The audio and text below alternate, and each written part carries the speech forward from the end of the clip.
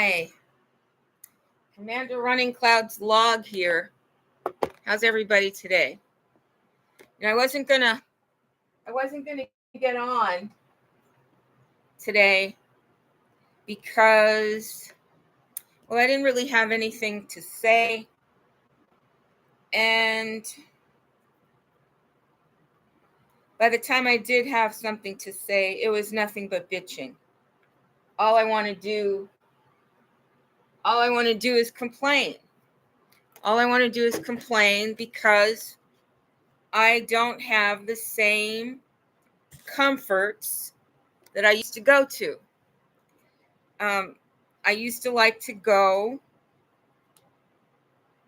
on YouTube and hang out with Dutch Sense and listen to Dutch Sensey do his earthquake report, but just hang out with the people there. They're so cool. And he would play music, and it was just fun. And so sometimes when I was down late at night, I would go over there. But I can't sleep tonight, but I couldn't go over to Dutch because copyright. He got copyright hits for playing music without the permission of the publishers. So that kind of made me mad because, for one, he plays a lot of 1980s music, and all those artists from the 80s would be absolutely thrilled to know that anybody even cared about their music anymore. And we were loving it. And another reason why is because,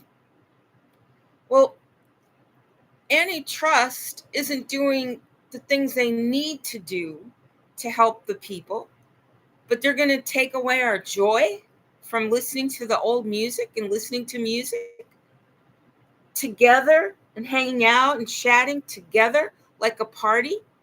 What's funny about it is Dutch developed such a great product that I bet you're going to see people creating online party spots and playing the music. I think they cut them off so they could develop it, for themselves. And I just get tired of the corruption. I get tired of them crashing down on everything. So I couldn't go to Dutch Sensei and hang out there, or I'd be just now probably leaving. I might have left an hour ago, leaving his after set that he would have. 2:00, I'd be blue or depressed, go hang out with Dutch Sensei. They messed it up, right? And then Gina Marie Colvin Hill. That's a next person that I enjoy hanging out with in YouTube. I just like going to her spot, her channel. But she had a family emergency. Like, her stepfather fell out. He just lost consciousness on the highway in another city even. So she's been, last time I saw a report from her, she was in the hospital and she was pretty upset. So they must have gotten her stepfather from where he fell. But she hasn't been on. So, it's like the usual habits, my habits that would give me comfort are kind of gone. And dealing with my tooth, I can't put a filling in. The hole now is way too big. So I'm just dealing with this huge gaping hole in my teeth. And this is still getting worse on my face from where they hit me again last week. And then I listened to Stephen Greer, and that was great. I really learned a lot. He was on today. I think I put a post up about it. But then I listened to a university in Canada where the people are studying how the First Nations people were killed in the residential schools. So that was like a really sad thing. I mean, that really had me mourning and feeling really sad. And I just felt like like so sad because I'm living in a concentration camp, and the American education is abysmal, especially for the real Americans. And and although they're not killing the kids in the school, they're killing the kids in the prison.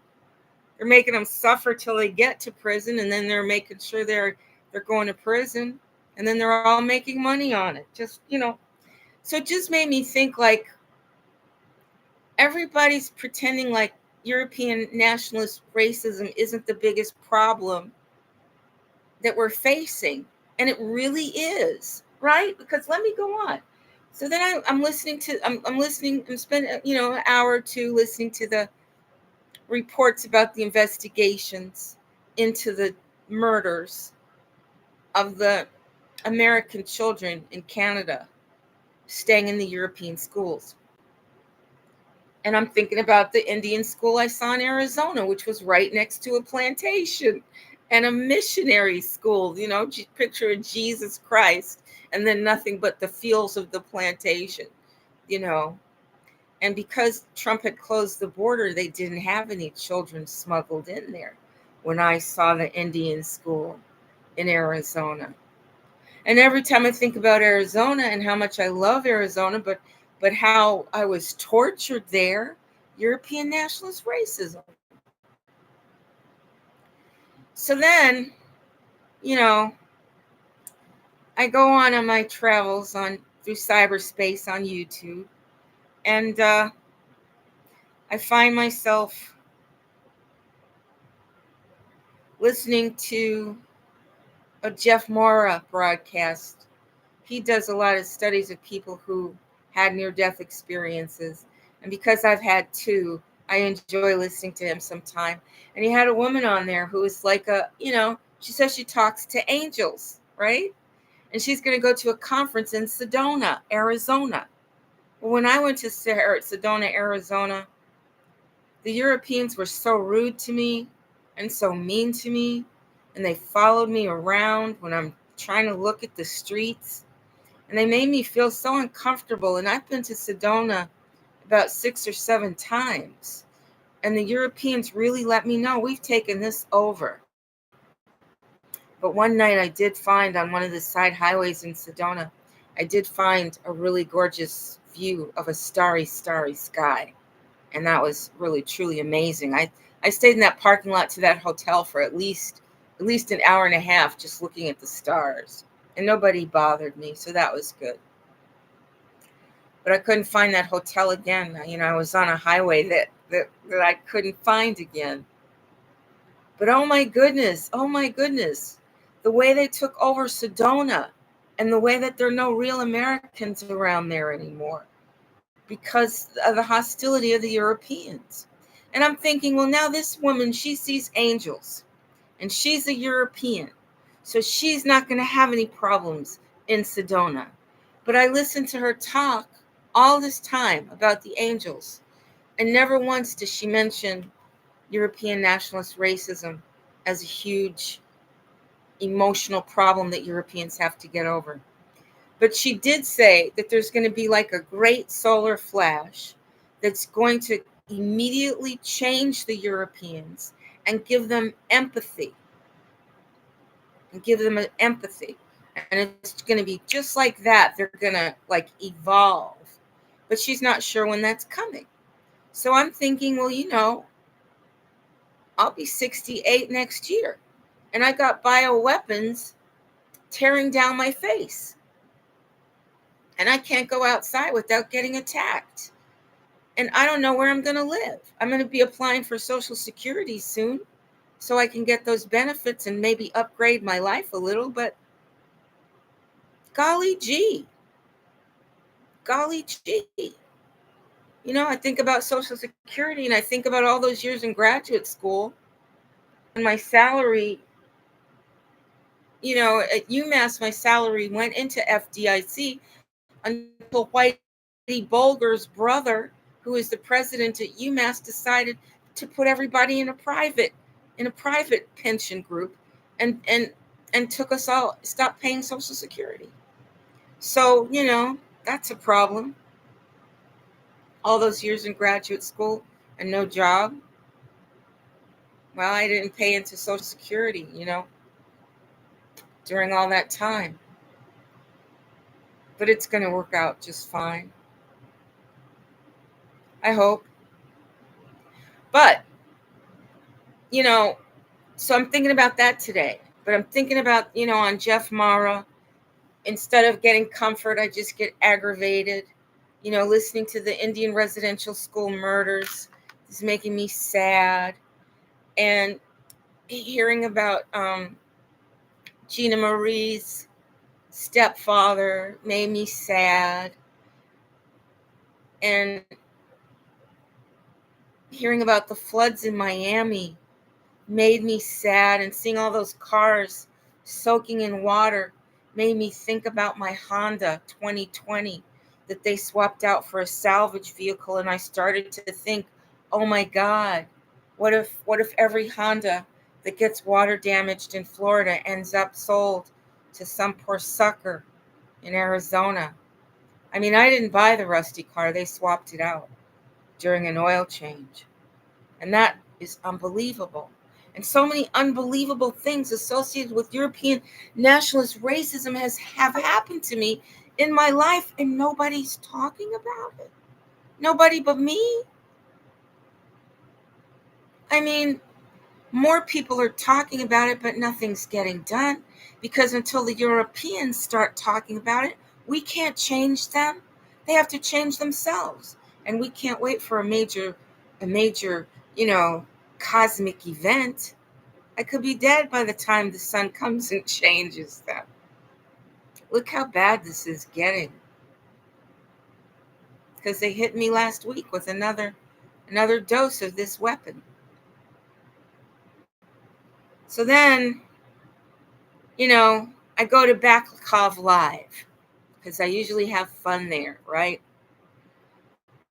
But ever since I did research on the European genocide of the indigenous people of Russia, the Eskimos, and all the other names they have for the tribal people who look Asiatic of Russia, and the way the Russians, if you do a first search, you'll see them talk about the natives of Russia, and they're all Europeans. They all look like Europeans. Some of them are in, tribal style clothes, but when you look at their features, they're Europeans. I had to do research for a couple of days to figure out that the real people from Russia are called indigenous people, and the Europeans are the ones they call Russia. And just like they substitute Europeans for Americans, for American Indians in the pictures, they just slowly started putting more mixed race and then Europeans in, so that you would think that there were never, black Indians, that Indians were never dark, that Indians never looked like dark Mexicans, that Indians always looked European. And then you look at the New Zealand government and you say, where are the Maori? Where are the Polynesians? All those people are European. And then you look at Australia, right? So then, I come on Danny's website again, and I don't know, she decides that she's going to do a story tomorrow and advertise it about a real Aboriginal, and the woman she has there is European. And I'm like, they have a strategy, and they do it everywhere they go. They kill the native people or lock them up so that they can't talk, silence them, which they did with a lot of people in Australia. I heard that the real Australian landowners are really being kept from being online, and they're living in concentration camps, just like I am as an American heiress. So while it was kind of interesting to see Canada trying to address it, they also admitted that the Catholic Church, Vatican, made agreements to pay them and then reneged, didn't give them the millions. And when I look and I see that the people hosting the conference, well, I think there was a mixed race Indian woman speaking. I'm sure she was. But then I see a bunch of Europeans, And I'm like, it's because the real Canadians can't get credentials in the European universities in Canada. I visited Winnipeg to look for a job because I thought maybe I could, migrate to Canada again and find a chance to make a living. But when I saw them there at the University of Winnipeg in their three-piece tweed suits, way after three pieces were out of style in America, I just said, oh my God, it looks like England at this school. There's no room for me here. So I kind of wasn't surprised to see so many Europeans, but it made me wonder, what are they really going to get done? Because when it gets too hot, when you start to really tell the Europeans about what they've done, they just get mad and walk away. And they take with them their power. And they just feel resentment. So I get a lot of resentment. So because then I'm looking, at Danny, and she's got a big old European woman talking about Aboriginals. And I'm thinking about all the Aboriginals dying. So when I tried to go to Baklkov Live and enjoy the Russian concert, it was great, though. I really did enjoy it because of the double consciousness. You see, I'm not a racist, and I love everybody. So I can sort of put my feelings on hold somewhat. So I could enjoy the concert. I thought in so many ways, their music there in Russia at that concert, it was really fantastic till they started playing their military war anthems. That got scary. Excuse me, so for burping. But by the time I actually, but now every time I go there, I keep thinking about all the all the Eskimos, and how they're dying, and how races of authentic Russians are now endangered. And I'm thinking, how do they do it? How do they do it? Because if you really think about it, Europeans might say, we made this, we did this, but that guy who's benefiting isn't the individual that did it. And so much is stolen. And then I go back to copyrights. So much is stolen by the patent office. Sheldon L. Epstein poaching information off the students of Northwestern Technical School is not the first man to create patents on the work created by other races of people. It was a trend. It was one of the reasons that they built the patent office, right? So now tonight I can't go to a Dutch Sensi party, Earthquake Watch party, because they came down on copyrights. Because if you're not going to pay the owner, to me, that's the musician, right? And the musician just wants an audience at this point. If you're in the 1980s, you're just happy anybody remembers you. But maybe they only want people to remember Mozart and Beethoven and Strauss, so that they can control the whole market of remembered music, right? Because we sure don't hear much from Motown anymore. They just erase it. So I don't know. It made me sad to see so much change here on YouTube, and so many things I can't enjoy anymore because I actually research them. So then then I go over, to this group of Black women, and they're supposed to be talking about relationships, but all they're doing is selling themselves and giving platitudes. You can find me here. You can find me there. Find me here. And I'm like, why would I find you when you gave me nothing here? Nothing of value here. If somebody says, what should I do about this? And they say, well, you really have to. And then they give you a platitude that you can hear anywhere, like I asked a question, how do you know when you're really loved?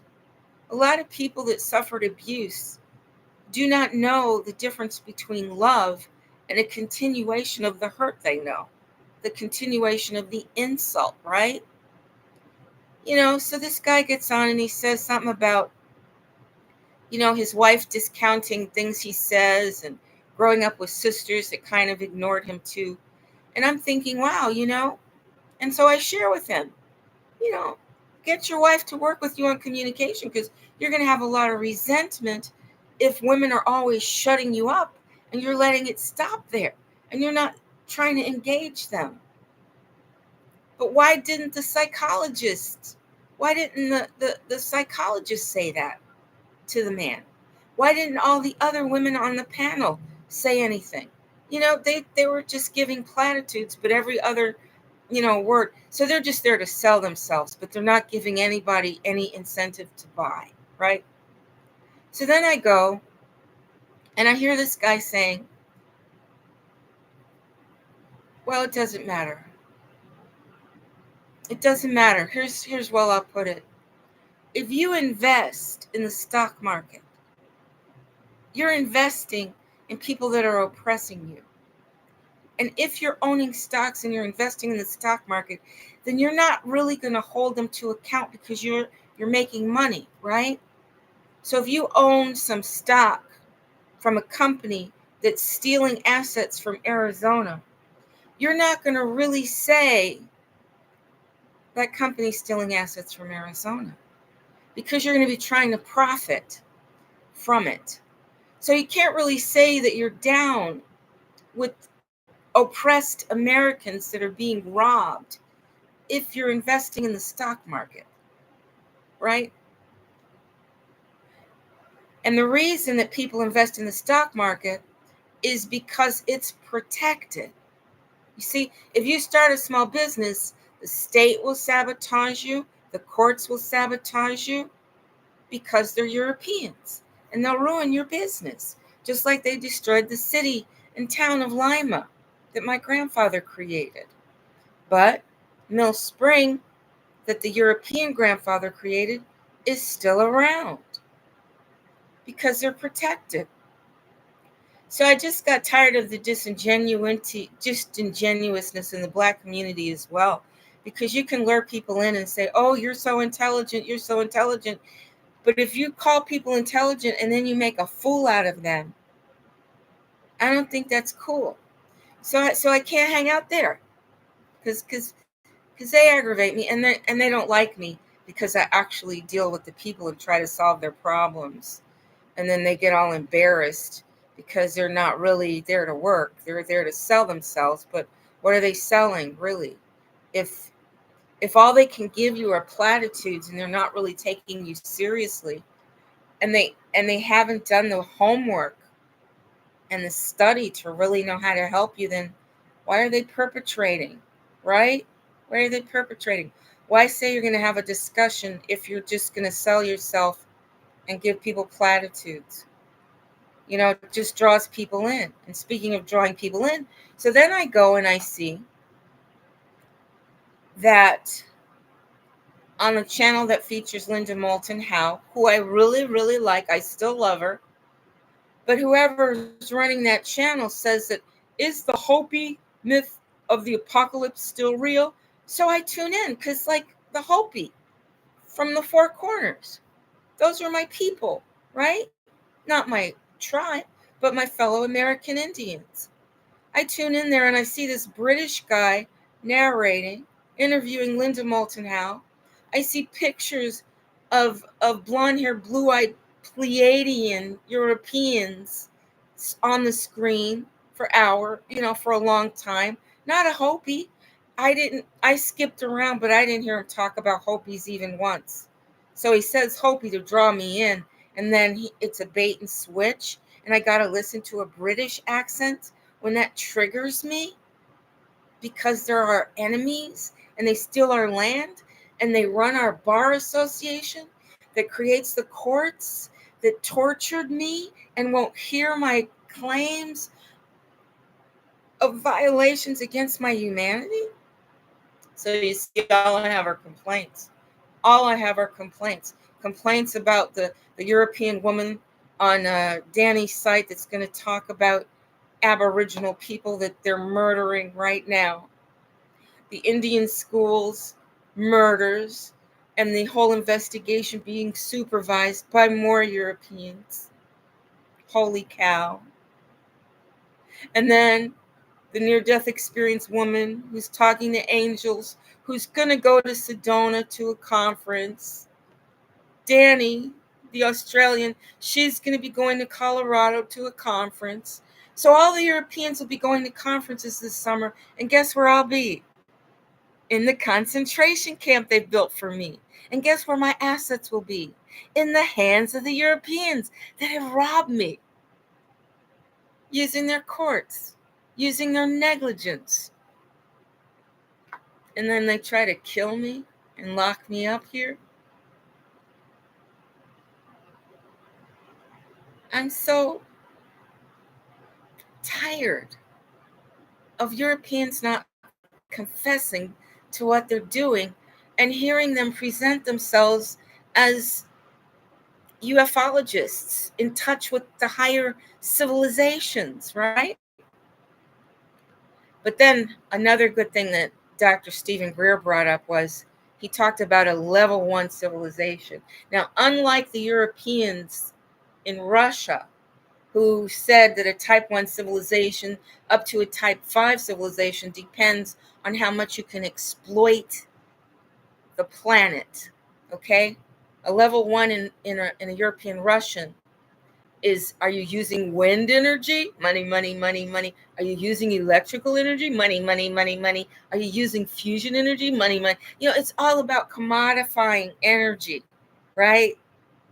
They don't even mention advanced forms of energy that a lot of the most advanced species visiting the earth are using. Didn't even mention that because it's all about commodification. But when Stephen Greer mentioned the level 1 society, which you cannot find on Google, you can't find any talk about a level 1 society being a golden age society where there's no hunger among the humans, among the people. Everybody has a place to live. Everybody has a way to get around. Everybody has economic prosperity, right? Then we're not talking about excessiveness. We're talking about enough and abundance, right? Because, I don't know, I guess it's nice to own more than one house. But from having a 10-room house in Connecticut, I can tell you, it's a lot of housework. If you're really going to enjoy your house, you're going to have to do a lot of cleaning. And if you've got a great big kitchen floor and you've got to wash it, you can't even get one of those shampoo floor machines that'll do it easily. Those shampoo floor machines are heavy to push around. So I guess if you thought you were going to have a house full of slaves or servants, then go ahead, get the big house, because you won't wear yourself out cleaning it up. But if you think that you're not going to be able to find enough help, do not get the big house, because you'll have to clean it. Do you know what a lot of people with great big houses do? They stay in one room so they don't make a big mess. They stay in one room to contain themselves. I'm not saying people should stay in one room. God, no. I'm just saying that everybody could have a really nice house and we don't have to go to excess. And we'd have plenty of space and plenty of materials, as long as people don't get greedy and have 2 or 3 mansions that are underutilized. And that's what we found. We found a lot of people trying to build castles in America because they're Europeans and they're trying to be the royalty here. Okay, so I get through all those things, sad about Gina Marie's stepdad, sad about Dutch Sense being called out in the end of my wonderful parties, happy about Stephen Greer talking about the Golden Age and talking about, the disclosure of interdimensional and interstellar peoples and their interest in Earth. That was good. That was encouraging. But today, I had to write so many comments that made me feel uncomfortable, because I'm calling the people out. I'm saying, if you talk to angels and they didn't say anything about the suffering of indigenous people at the hands of the Europeans, then what are those angels really about? Because my entire life is suffering caused by European nationalist racism in my life from the beginning to the end. So how can them not be talking about it? They have to be seeing that when they go to Colorado, they don't see any Indians except living in poverty around them. They have to notice that when they go to Sedona, there aren't a lot of Indians or Black people, and you'd expect to see them there in a place so lovely. Europeans have to notice that they dominate the airports, that they dominate the grocery stores, um, like Whole Foods, the better go. They have to be noticing that everybody else is gone. What do they think happened to us? How do they think we ended up, in jails and prisons and ghettos and concentration camps? Do they think that we put ourselves here somehow? That we deserved it? That we build America to be a world-class power and then we just disintegrate? You see, once the Europeans put the Black and Indian Americans on the back burner, they started going down. They started going down. They started going down without our participation. And now, I hear about all these new discoveries that they're making, and I know that we're left out.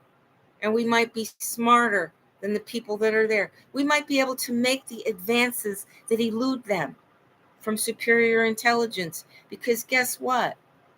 Intelligence knows no race. Intelligence is distributed throughout the race of humans and the species of primates.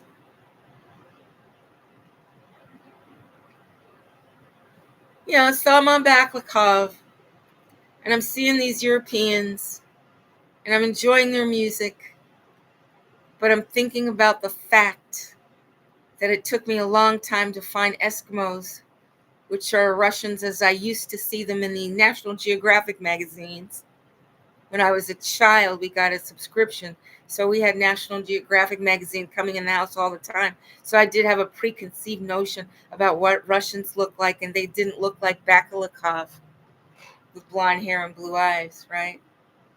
And it's so funny because I know I'm light-skinned, and I know I wear this blonde wig, and I know it looks like I look kind of European myself because of the white people in my race, and because I wear the blonde wig, I like it. But I do understand that it makes me look a certain kind of way that makes people angry. Because I know that when I saw the mixed race Indians, I feel like you're not really an Indian, right? So you might look at me and feel like you're not really Black. And that's why I call myself an American, because that takes care of that, you see? And then you just need to know my heritage. And you can say, oh, that's where she got that nose and that hair.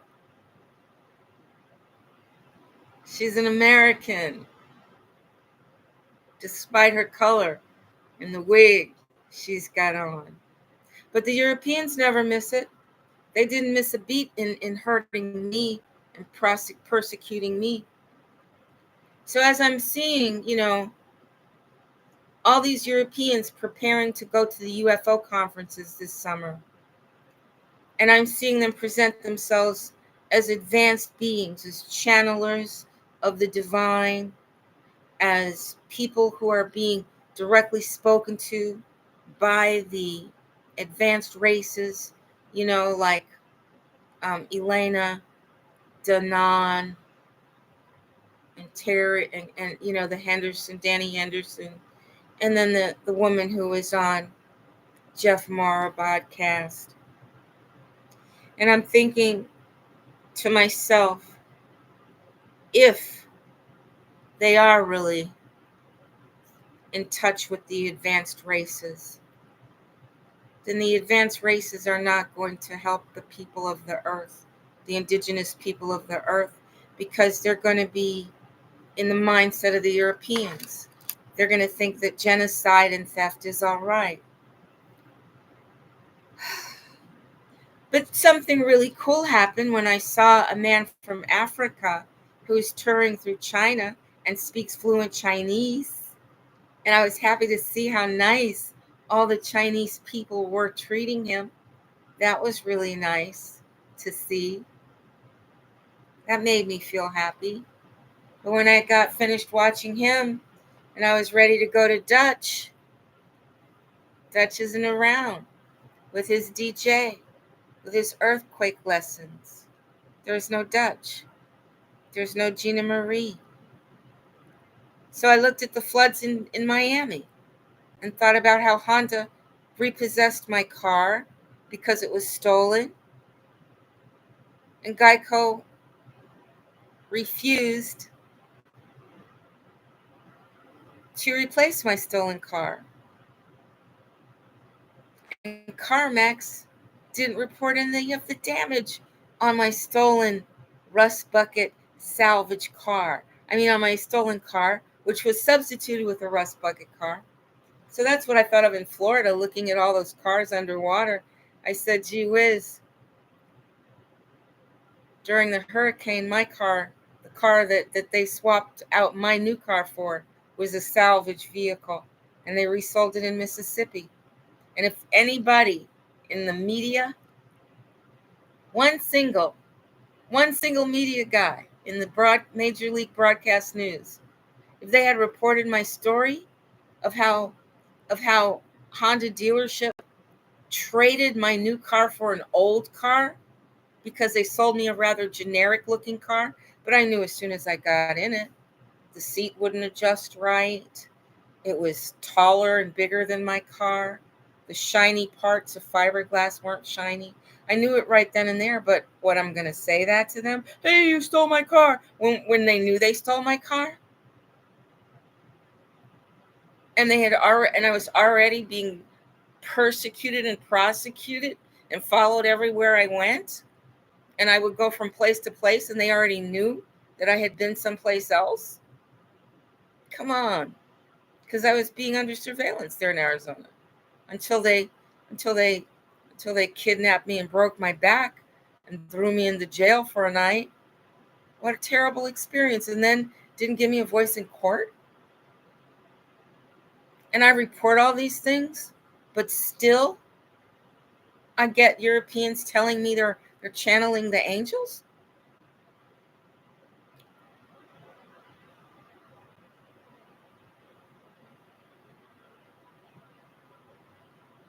And there was nowhere to go for comfort because of the change that's happened on YouTube to my old crowd. My old crowd is gone, or I've changed my attitude towards them. Where I used to love to go on the Baklakov tours, now all I can think about is how everybody's European in the pictures and how the Eskimos are still living a subsistence lifestyle and they're dying. And when they work for the Europeans, they don't get fair wages. And that's the same system the Europeans are using everywhere. So then I got to listen to the Europeans in our news talk about Russia like they're an enemy when I know they're in cahoots for a long-term plan, just like the Germans and the Jews. When the Germans and the Jews got to America, they were both our enemies, united. They might have been deathly enemies in Germany, but when they got to America, they made concentration camps and worked together to put my people, Black Americans, Black Indians, to put us in the ghettos, to make sure we didn't get an education. Our yellow star was our features, our race, our color. They didn't have to put a yellow star on us.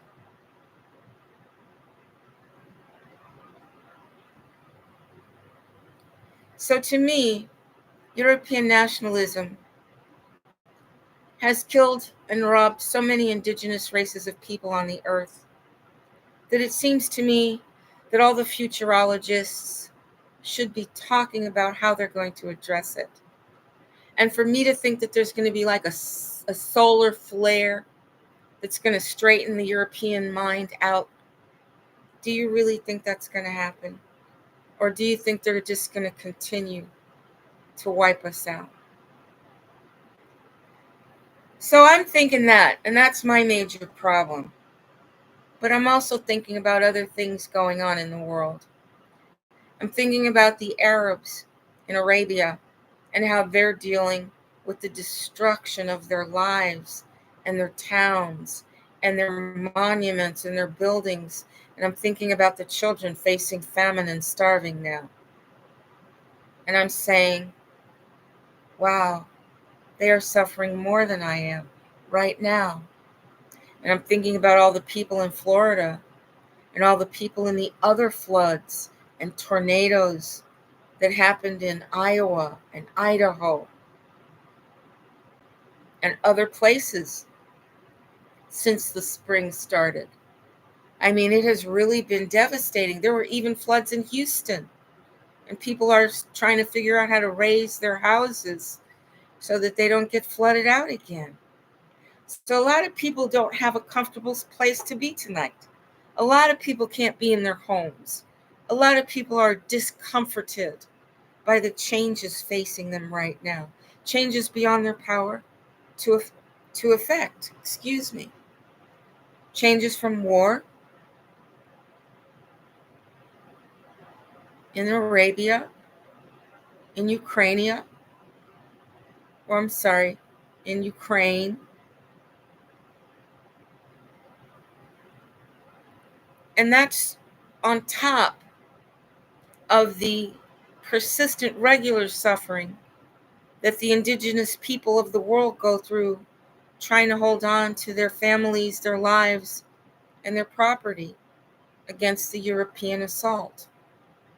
So when these people say they're talking to aliens and divine beings, but they don't mention European nationalist racism and how people like me are suffering and dying and in so much pain over European nationalist racism, it makes me think they can't possibly be talking to angels or advanced civilizations.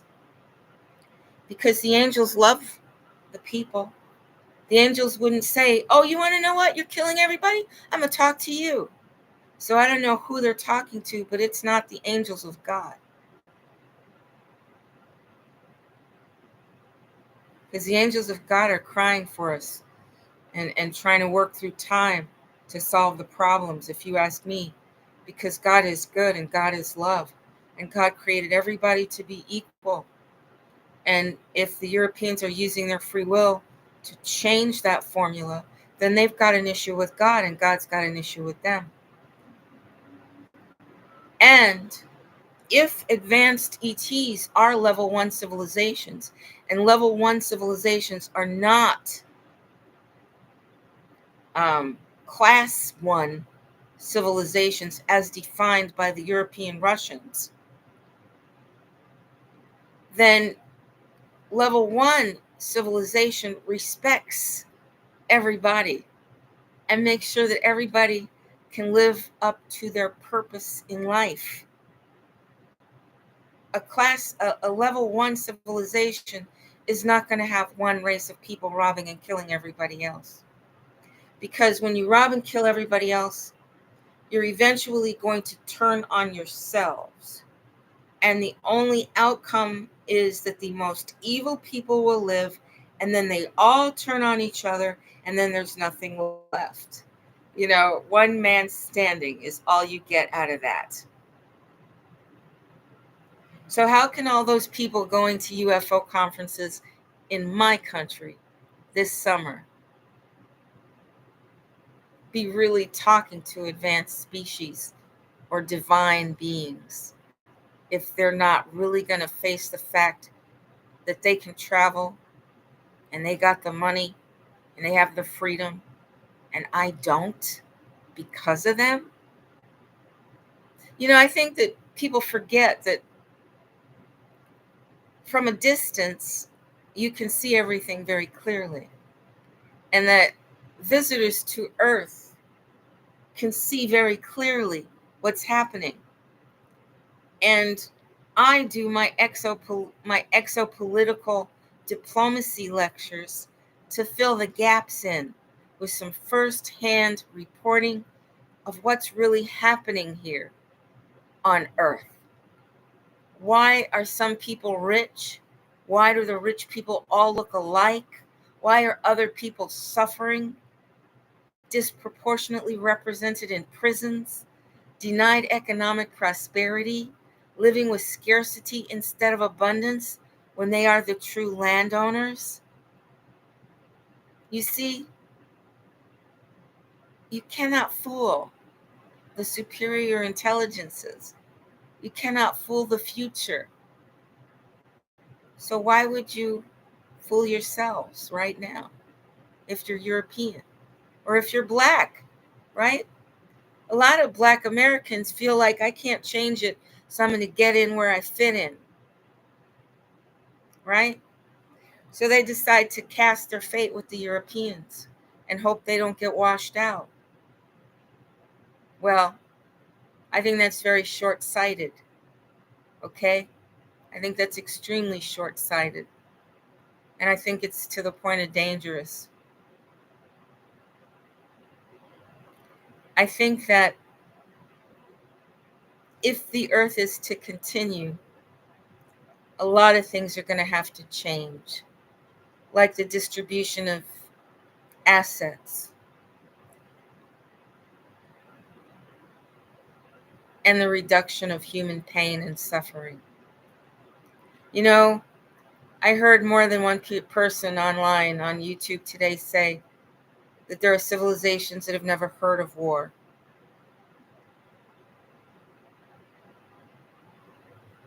And I think that's really important because on this planet, we have an entire race of people that live by war.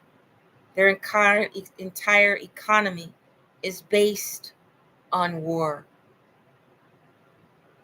So why would the advanced ETs or angels be talking to them?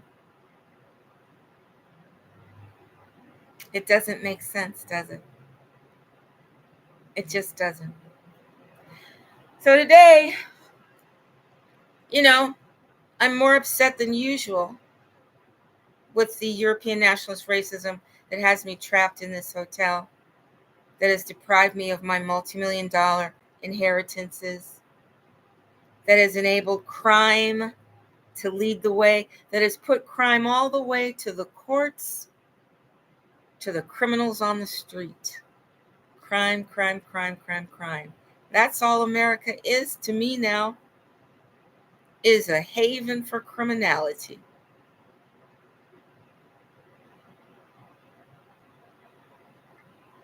How can you not talk about that? How can that not be the centerpiece of the day? But as I'm seeing more and more Americans lose their homes from hurricanes, lose their vehicles from floods, and I already know how crooked Geico is, and that a lot of people are not going to get their money. They're not going to get money for a replacement car. And a lot of those cars that are water damaged and ruined are going to be patched up and sold. And if they can't sell them, unscrupulous dealers will find someone they think is utterly powerless and victimized, and they will steal that person's car and give them a salvage vehicle. I wish these things were just my nightmares, but this is my reality.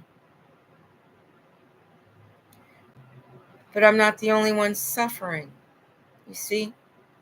For me, the change begins when I encounter a reality that's so far distant from what I was led to believe the world was that I can hardly wrap my brain around it. I thought America was a much better place than it turns out it is. And I thought the Europeans were much better people than it turns out they are.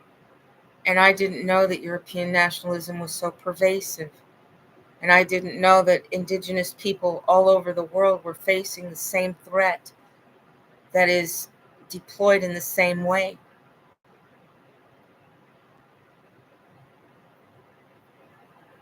I didn't know this until I lived long enough to see it for myself. And I'm trying to pass the wisdom on, but I have no audience, right? And I try to tell myself, well, you know why? Because change is coming and you're a part of it. So they don't want you to get wiped out before you can be effective. But today was super hard. But it was also hard for the people in Miami. And it was also hard for the people that lost their homes in the hurricanes and tornadoes. And it was also hard for people unfairly locked up in prison. And it was hard for our senior citizens who found out that they can't afford the rent, that they worked all their lives paying into Social Security. But then they were reduced to part-time employees or contractors. And then their jobs were totally washed out. And they thought that America would come and save them. They thought at least they'd be able to rent a house. But then they found out that the real estate investment strategy is we'd rather be vacant than affordable. We'd rather violate the economic laws of supply and demand than reduce the value of our portfolios. We've been planning on a 10% increase per year, and damn it, we're going to get it some way, somehow. So you know how many senior citizens are getting just smashed against the wall on rent, on food, on telecommunications bills, on electric. And unlike the old days when if you had a farm, you could still eat. You might not have the best clothes in town or the best shoes, but you sure had lots of food because you had enough land. Well, they made sure that none of us have land. They bundled up all our land and stole it and gave it to people like Elon Musk and sold it from our inheritances.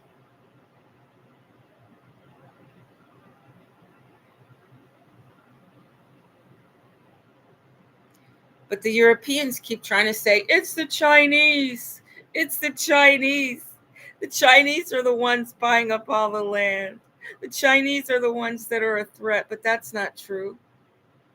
And then we ask ourselves, how come all of our elected representatives care more about sending money to Europe than helping the senior citizens? I don't understand it. I really don't. And I don't understand why more people aren't speaking out, you know, about how disappointed they are with the government. And I can't believe that the real estate associations haven't figured out that if they don't have any customers, it doesn't matter how much their property is worth on paper if they're not getting the money in, right? But they figure that they'll just get these huge cash handouts, don't they? They figure that when Biden sends money to the Ukraine, they'll get it from the defense industry contracts. That's what they figure. They figure they'll get it from the private prisons. I don't know what they're figuring. I really don't. I just know that there's a lot of change ahead, you know? I mean, we're going to be experiencing changes with the dollar, but we aren't ready for it. Don't you think our politicians should have seen this coming? They knew that Arabia wasn't going to renew that 50-year lease on the petrodollar. So why didn't they make sure we all had farms instead of making sure we didn't? It's hard to understand. Except sometimes I think that the way everything is shrinking is because somebody's decided it's not worth trying to keep us alive. That we just aren't worth it because there's going to be a cataclysmic incident. So why bother? Why bother if the earth is going to be wiped out? Right? But we don't know that. Do we? We don't know that. And we don't believe it. We don't believe the earth is going to be destroyed, do we? And yet, if we don't change, we individually will be destroyed.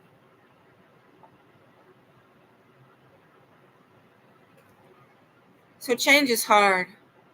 And when you prepared all your life for a certain kind of old age and the enemies of America pull the rug out from under you, it's a shock. And when you find out that the courts won't hear you and that your friends are tired of you crying about it, you just start to get tired of yourself crying about it. That's why I didn't do a broadcast earlier. I felt so funky and so just ruined. I felt like, my God, I used to be nice. And the comments I had to write today were so hard, but so necessary to get out. I don't know how else to let these people know that if you're talking to the angels and you're going to a conference, you need to ask the angels about European national racism, because it's destroyed my life. And I'm somebody too. And if it's destroyed my life, it's destroyed a lot of people's lives. And once they destroy my life, they started in on each other. Right? And we find all these senior citizens living in these 500 square foot row houses. And they might have had real nice houses when they were younger, when they thought that a job would get them through, right? And then we still have, investors. And every time I've invested, a life situation has come up. You know that? Like if they know you're going to have to pay tuition and they know they're going to put you in a spot where you will have to pay tuition, then wouldn't you expect stock prices to go down around the time tuition is due so that you have to sell low when you bought high? And when you know that institutional investors have enough money to control the market, and you know that there are people that make a living on pump and dump, it makes it hard to find a way around the poverty they've planned for you. It's like everywhere there's a trap. Do you ever think about what happened to all those senior citizens that scrimped and saved to invest with Bernie Madoff, only to find that the SEC let Bernie Madoff with the money? The SEC didn't protect the investors. The SEC protected the thieves and the crooks that were investing, the investment bankers. It's also sad. But I'm not the only one feeling sadness. My sadness is over European national racism and the genocides and thefts that I am personally a victim of, but also the Australians, the New Zealanders, the Polynesians in Hawaii, now the Mexicans are on the list for sure, with Scheinbaum at the helm. And then I see that the leader of Argentina, he doesn't look like an Argentinian. He doesn't look South American. He looks maybe mixed race, but mostly European, right? So South America, Australia, Hawaii, New Zealand, America, Canada, parts of Africa.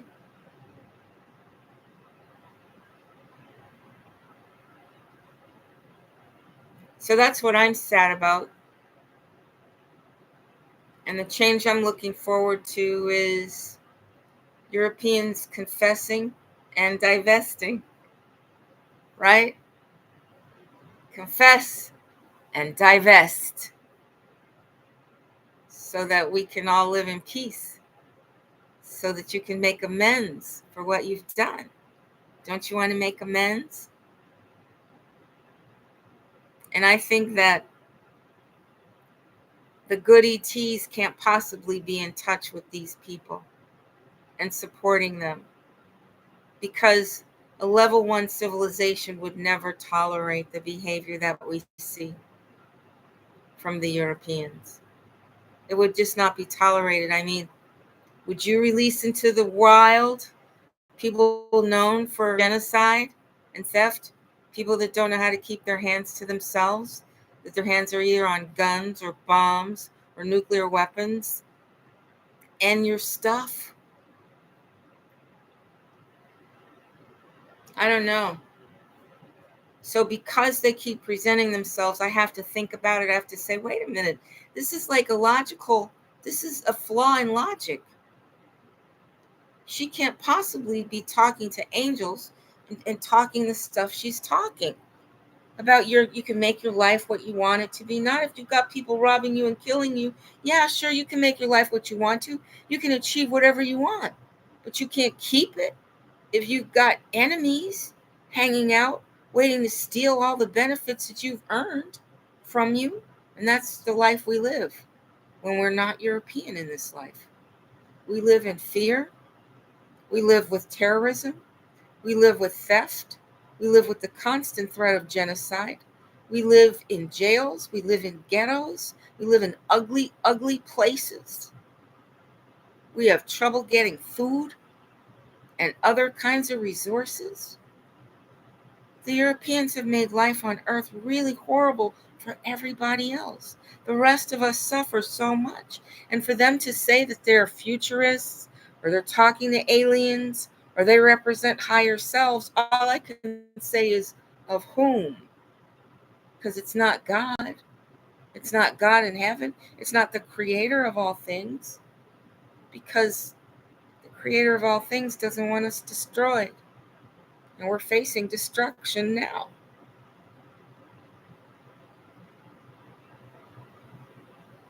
Well, I got on because all the YouTube creators that I love most are not on. One, because of a family tragedy, and the other, because of interference from the elite that want to own everything and deal it out only when they can profit. And the other places where I would enjoy going, I've changed too much to enjoy them much anymore, because I keep thinking about who died and who is dying and who's suffering and starving for them, for the Europeans that I love to carry on, who's dying for them. And once you're thinking about who's dying for them, it's hard to have the good time anymore. Because when I think about the Eskimos, and I think about how wonderful some modern conveniences would be for them, and I think about the Europeans leaving them in an older time, feeling that they don't have to share their technology with the indigenous people, that somehow they own it, while they're driving around using traffic lights invented by a Black American man. Three-way traffic lights were invented by a Black American man. The blood bank was created by Charles Drew, a Black American man, founder of Providence Hospital in Chicago that closed down, sold out, closed down.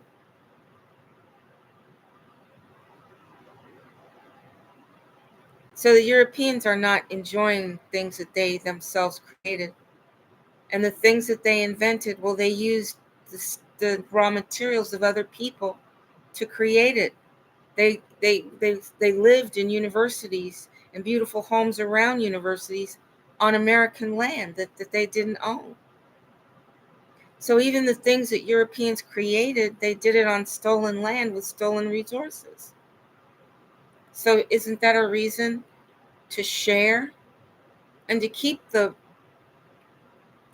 highest achievers out is a great way to make sure that the entire planet can never get farther than the smartest European can go. And the smartest European is not the smartest human being.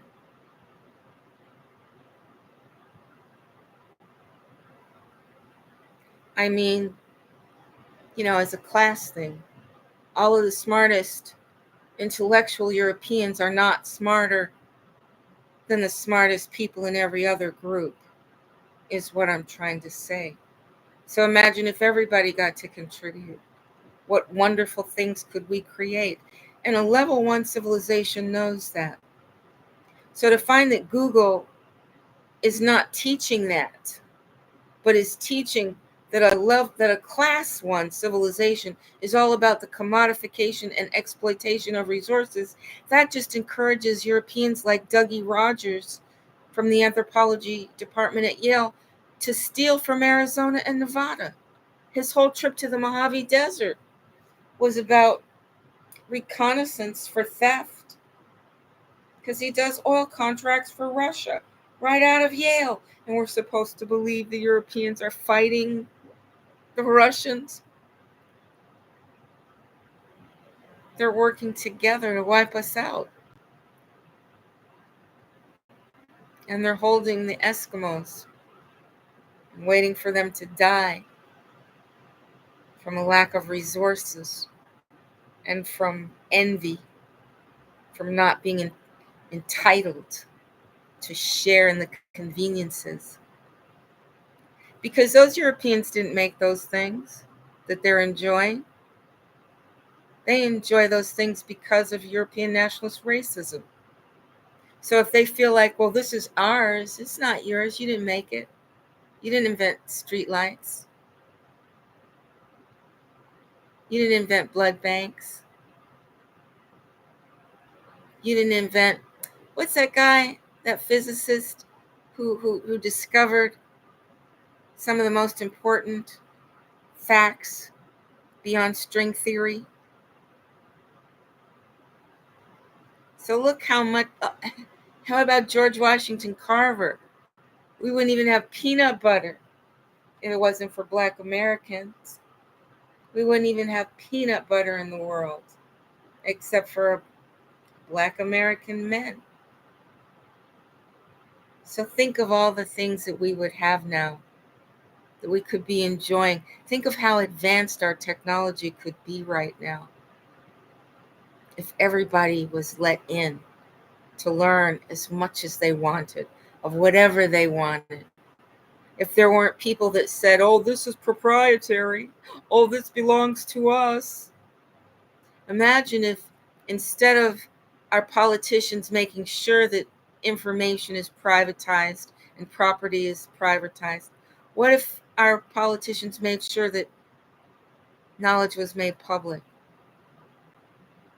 and everybody was good enough to know everything? That would be a world, wouldn't it? That would be a world like the world Mark Hamilton dreams of. Mark Hamilton dreams of a world where there's no initiatory force. That means you don't have any people murdering and genociding people for their stuff. You don't have theft and you don't have murder.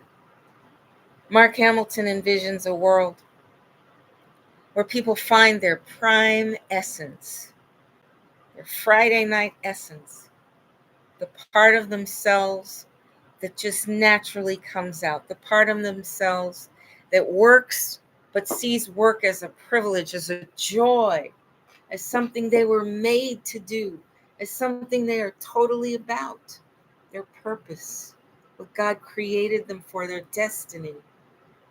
Mark Hamilton, yeah, I listened to him today. He's still an inspiration.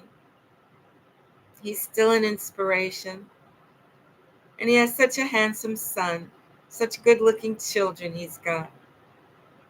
So it's funny because Mark looks European, but I think that he's an ET, if you want to know the truth of what I think, because he's just too advanced. He's too advanced to be just a normal European looking guy.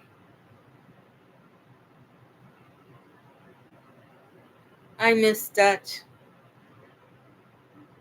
I sure wish they'd let him play his DJing. Nothing gets hurt. It was a profit for all of us. But when they start having online clubs for people to hang out and listen to music, you'll know that Dutch Sense is the one that made it popular enough for them to get in and stop him. But copyright law needs revising.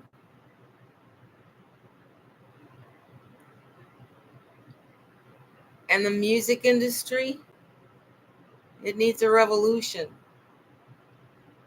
So if we're going to stay on Earth, it would really help if Europeans would confront European nationalist racism and start thinking outside that box so that we all can move forward as rapidly as possible, deregulating copywriting and patents. Because whatever they were made for, all they've done is enriched the elite that want to control everybody and make our lives the lives of European peasants instead of free Americans and free Australians. Well, I've talked for 1 hour, 11 minutes, and 20 seconds. So I just wanted to get on in case I'm one of your regulars. And I miss my regulars in the YouTube creator pool. So I wanted to get on in case you're one of my regulars. And if you would miss me if I was gone. And if you miss some of the creators that I'm missing tonight.